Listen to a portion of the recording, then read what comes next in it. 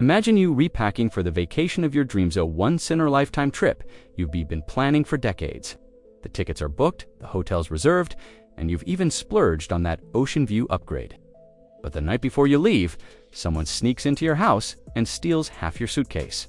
That's exactly what's about to happen to millions of Americans over 50. But instead of bathing suits and sunscreen, what's disappearing are your best retirement perks. Right now, there are a handful of financial shortcuts that can mean the difference between living your golden years in comfort or counting every penny. Special contribution boosts, tax tricks, and timing loopholes that feel like they were designed just for you. But here's the catch. Some of these hacks are on the chopping block this year. Lawmakers are tweaking rules, banks are quietly tightening policies, and the IRS is surprise looking for new ways to collect your hard-earned cash. By the time the calendar flips to 2026, these little gifts from the system could be gone forever. And the worst part, most people won't even know they missed them until it's too late. Their accountant will shrug next spring and say, "Oh yeah, you could have saved thousands with that." But that option's gone now. So here's my promise. In this video, I'm not just going to tell you what these 6 disappearing retirement hacks are. I'm going to show you exactly how they work, why they're disappearing, and how to squeeze every last drop of value from them before the door slams shut. Because if you're over 50, the next few months could be your last chance to lock in these perks. And missing even one could cost you tens of thousands of dollars over your lifetime. Let's start with the first and, in my opinion, the juiciest hack on the list. Hack number 1. Super catch-up contributions for ages 60 to 63. Let's set the scene. You're in your early 60s. Retirement isn't some far-off dream anymore, it's right there, peeking over the horizon. You've got plans, maybe more time with the grandkids, maybe that RV trip you've been talking about since the 90s, or maybe just mornings where the alarm clock finally stops bossing you around. And then you find out there's a secret, 4-year-only window that lets you stash away more money for retirement than at any other point in your life. It's like someone just gave you a bigger bucket right before the rainstorm ended. The clouds are already rolling in. This is the super catch-up contribution. What makes it super? Normally, if you're 50 or older, the IRS gives you a little gift, the catch-up contribution. In 2025, that's an extra $7,500 you can put into your 401k. On top of the regular $23,500 limit, not bad. But if you're 60, 61, 62, or 63, the rules change. The government is letting you throw in up to $11,250 extra during those years. That means in total, you could be contributing $34,750 in a single year to your retirement account. That's not just a bump, that's a financial trampoline. Why it matters so much? Think about it. Let's say you max this out for all 4 years. That's $45,000 more than you could have saved with a standard catch-up. And here's the kicker. This is the last best chance to supercharge your retirement accounts before you stop working. After age 63, you're back down to the standard $7,500 catch-up limit. The window closes and it doesn't open again. The fine print, no one tells you now. Here's where most people miss out. Your employer's plan has to allow it. Just because the law says you can doesn't mean your workplace has updated their plan yet. High earners, pay attention. If you made $145,000 or more last year, your catch-up contributions have to go into a Roth account starting in 2026, meaning no immediate tax break, but tax-free withdrawals later. This is use it or lose it. You can't go back later and make up for the years you didn't contribute. Bottom line, if you're in that golden age window of 62-63, this is your moment. Call HR, check your plan, set your contributions now. Don't leave free money on the table, because once this window slams shut, it's not opening again. Hack number 2, faster access for part-time workers. Let me tell you a story about my neighbor, Paul. Paul's 62, works 3 days a week at a local hardware store, and makes just enough to cover his bills with a little left over. One afternoon, over coffee, he says, I can't even join the company retirement plan because I'm not full-time. That's when I dropped the news on him. That rule, it's about to change. And you've only got a short window to grab it before companies start tightening the screws again. The game changer for decades. Part-time workers got the short end of the stick. When it came to retirement benefits, Most companies had rules saying you had to work at least 1,000 hours a year, basically, full-time before you could join their 401k plan. If you were part-time, tough luck. But thanks to new legislation starting in 2025, the rules shift. Instead of needing 3 years of part-time service to qualify for your employer's retirement plan, you only need 2 years. That might not sound like a big change until you realize what it means for people in their 50s and 60s who are running out of earning years, that extra year of contributions. Especially if your employer offers a match can add thousands of dollars to your retirement account. Why it matters now? Let's say you work 20 hours a week and your employer matches 50% of your contributions up to 6% of your pay. If you make $25,000 a year, you could contribute $1,500 annually and get $750 in free money from your employer. That's $2,250 added to your retirement account each year. Under the old rules, you'd lose that first year entirely. Under the new rules, you get to keep it. And with only so many years left before retirement, every year counts. The clock is ticking here, that's the part most people don't think about. Companies are not always eager to open their retirement plans to part-timers. Even though the law now says they have to after 2 years, some employers might find loopholes or drag their feet in updating the plan. I've already heard whispers of certain HR departments planning to phase in the change or bury the details in fine print nobody reads. So, if you're part-time and nearing retirement age, you need to be proactive. Ask your employer now when they're updating the plan. Don't underestimate the ripple effect that 1 extra year of contributions doesn't just add the cash, it adds compounding. If you invest that extra $2,250 per year for 10 years at an average 6% return, that's almost $30,000 more by the time you retire. And if you're already 60, that could mean more security, more travel, or simply less stress about outliving your savings. Bottom line, this hack is like finding an extra year on your retirement calendar and in your 60s. That's a rare gift. Don't let your employer forget to offer it. Ask questions, get it in writing, make sure you're in that plan as soon as the 2-year mark hits. Hack number 3, auto-enrollment perks. Picture this. You start a new job, and before you've even figured out where the good coffee machine is, you check your first paycheck. And notice money's already going into a retirement account. You didn't sign any forms. You didn't have to hunt down HR. You didn't even lift a finger. That's the magic of auto-enrollment for a lot of folks. It's been the only reason they've saved anything at all. The new rule. Beginning in 2025, most new 401k and 403b plans are required to automatically enroll employees at a contribution rate between 3% and 10% of their salary. And here's the kicker, it goes up by 1% every year until it reaches at least 10%, but no more than 15%. In plain English, if you start at 4% this year, you'll be at 10% within a few years without ever making a decision. It's like having a financial autopilot installed in your paycheck. Why this is a big deal? The reality is, most people don't save enough simply because it's a hassle to start. Behavioral economists call it decision fatigue. You know, you should sign up for your retirement plan, but life gets in the way, bills pile up, grandkids visit, you tell yourself you'll do it next month. Auto-enrollment removes the friction. Studies show that participation in retirement plans jumps from around 60% to over 90% when people are enrolled automatically, and when those contributions start climbing each year without you thinking about it. That's the difference between scraping by and cruising through retirement. Here's the twist. This perk isn't universal. It only applies to new plans created after December 31st, 2024.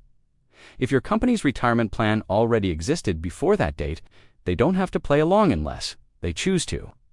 And some companies are already looking for ways to soften the increase rates or keep them at the bare minimum. Why?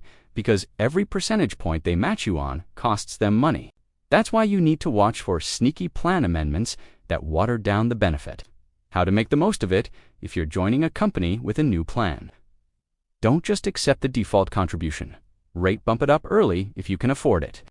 The difference between starting at 3% versus 6% might not sound huge, but over 20 years, it could mean tens of thousands more in your account. If you're at a company with an older plan, ask HR if they're considering adding auto-enrollment or auto-escalation voluntarily. It's a bottom line. Auto-enrollment is like the gym membership that charges you automatically. You may not think about it every month, but the results pile up over time. The difference is, this gym makes you richer instead of just sore. If you're lucky enough to get into one of these new plans in 2025 or later, treat it like a bonus you didn't have to earn. And if you're not, well, nothing's stopping you from stealing the idea and automating your savings yourself. Hack number 4, stretch IRA elimination speculative. If you've ever watched an old magician at work, you know the best tricks are the ones where the audience doesn't even notice the sleight of hand until it's too late. That's exactly how the stretch IRA has worked for decades. The concept is simple but powerful. When you inherit an IRA from someone, instead of taking all the money at once and getting slammed with taxes, you can stretch the withdrawals over your lifetime. That keeps the account growing, lets you control your tax bill, and often turns a modest inheritance into a long-term income stream. It's been the go-to move for savvy families who want to keep wealth working across generations. But here's the bad news. This magician's trick is in the crosshairs. Why it's under threat in recent years, the government has been closing loopholes it sees as too generous. And inherited retirement accounts have been at the top of the list. The Secure Act of 2019 already took a big bite, forcing most non-spouse beneficiaries to drain the account within 10 years. That killed the old lifetime stretch for most people. But now, there are whispers in D.C. of going even further, requiring all inherited IRAs, even those with exceptions today, to be emptied much faster. Some say it's about simplifying the rules. Others say it's about one thing, getting the tax revenue sooner. If that happens, beneficiaries would be forced to cash out quickly sometimes in just a few years, triggering big tax bills and killing years of potential growth. How it could hit you, let's say you're 60 and you inherit a $300,000 IRA from a sibling.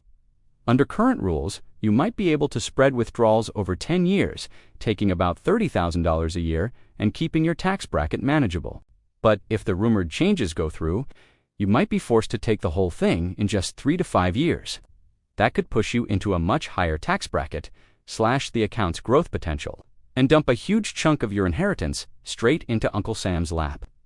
Why the timing matters? Here's the part that stings. Lawmakers love to slide these changes into big bills that have nothing to do with retirement. By the time the news hits the headlines, the law is already signed, and the changes are effective immediately. If you're expecting to inherit an IRA or leave, when you may have only a limited window to act under today's rules. Financial planners are already advising clients to review beneficiary designations, consider Roth conversions, or set up trusts that could help soften the blow. Bottom line, the stretch IRA isn't dead yet, but it's limping. If you've been counting on it as part of your retirement or estate plan, treat the current rules like a last call at the bar. Take action now, because if Congress decides to pull the plug, there won't be a grace period to save you. Hack number 5. Delayed RMD age and lenient penalties if you've ever had a library book that was way overdue. You know the dread of opening that fine notice? Required minimum distributions, RMDs, are kind of like that. Except instead of a nickel a day, the IRS used to hit you with a 50% penalty. If you didn't take your withdrawal on time, yes, you read that right, half your missed amount, gone. But here's the twist. Thanks to the Secure 2.0 Act, the rules just got friendlier. The penalty has dropped to 25%, and if you correct the mistake quickly, it can fall all the way to 10%. That's not pocket change, the difference between losing $10,000 and losing $2,000 on a missed $20,000 withdrawal and the RMD age. It's gone up. If you were born between 1951 and 1959, you now have until age 73 before the IRS forces you to start pulling money out of your tax-deferred accounts. If you were born in 1960 or later, that age rises to 75. Why this matters every year? You delay taking RMDs is another year your retirement. Money can grow. For someone with a $500,000 IRA growing at 6%, 2 extra years could mean nearly $65,000 more in the account before withdrawals even start. That's huge. Plus, delaying RMDs gives you more flexibility. Maybe you want to do Roth conversions in your 60s to lower your future tax bills. Maybe you're still working part-time and don't need the money yet. The extra breathing room lets you plan smarter. The catch: this perk is temporary in spirit. Congress can, and often does, move the RMD age back down when it needs revenue. And here's another curveball. The longer you wait, the larger your annual withdrawals become once they start, because the IRS divides your account balance by your remaining life expectancy. That means bigger tax hits down the road. And don't forget, the lenient penalties are new, but they might not last forever. If lawmakers think people are abusing the grace period, those fines could climb right back up. How to use it to your advantage? Run the numbers now. Don't just delay because you can delay, because it saves you money over the long haul. Coordinate with your tax strategy. Roth conversions, Social Security timing, and RMD delays can all work together if you plan ahead. Set reminders. Even with smaller penalties, missing an RMD is still costly. Bottom line, the new RMD age and penalty relief are like finding a couple of extra innings in the game. You get more time to play before the IRS steps up to the plate. But remember, they still own the bat, and they can change the rules whenever they want. Use this time wisely. Hack number 6. Charitable giving via QCDs. Let's talk about a hack that's so under the radar. Most people have never even heard of it. Qualified charitable distributions, or QCDs. If you're 70 and a half or older, the IRS lets you give money straight from your IRA to a qualified charity. That means the donation counts toward your required minimum distribution RMD. You don't pay taxes on the amount you donate. You get to support a cause you care about while trimming your taxable income. It's basically a 2-for-1 deal that feels like cheating the system, but it's 100% legal. The big change in 2025, the maximum annual QCD limit jumps to $108,000. That's double what it used to be. It's a once-in-a-generation bump for retirees who want to make a big impact and reduce their tax bill. But here's where the urgency kicks in. This high cap is tied to inflation indexing and political goodwill.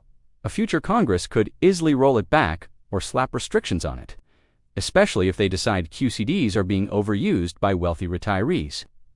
Why this matters now? Let's say your RMD for the year is $30,000, and you also plan to give $20,000 to charity.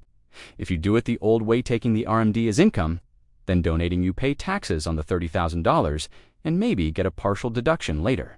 With a QCD, you never count that $20,000 as income in the first place. That can keep you in a lower tax bracket, reduce how much of your Social Security is taxed, and even lower your Medicare premiums. And with the new $108,000 cap, high net worth retirees could wipe out their entire RMD obligation in one shot, while funneling a huge amount to their favorite cause. How to make the most of it? Talk to your IRA custodian before making the donation. If you withdraw the money yourself, it's taxable. The transfer has to go directly to the charity. Keep good records. The IRS will want proof. Pick the right charities only. Certain organizations qualify. Bottom line, if you love the idea of giving back while keeping more money out of Uncle Sam's pocket, this is your year. The rules could tighten, the limits could shrink. And you don't want to be the one saying, "I should have done it while I could." There you have it, 6 powerful retirement hacks that are on borrowed time. Maybe you're 60 and about to grab that super catch-up window. Maybe you're part-time and finally getting into a 401k. Maybe you're just realizing your RMD clock gives you more time than you thought. Here's the truth. The government doesn't make retirement easier out of kindness. Every one of these perks exists because of a political decision, and political decisions can be reversed. If you've been sitting back thinking you've got years to figure it all out, consider this your wake-up call. These are windows, and windows close. I want you to take this list and talk to your financial advisor, your HR department, or even your spouse tonight. Don't wait until next year's tax bill to find out the rules have changed and not in your favor. Because in retirement planning, you, Dan T., just play the hand you redealt. You grab every extra card the dealer drops before someone sweeps it off the table.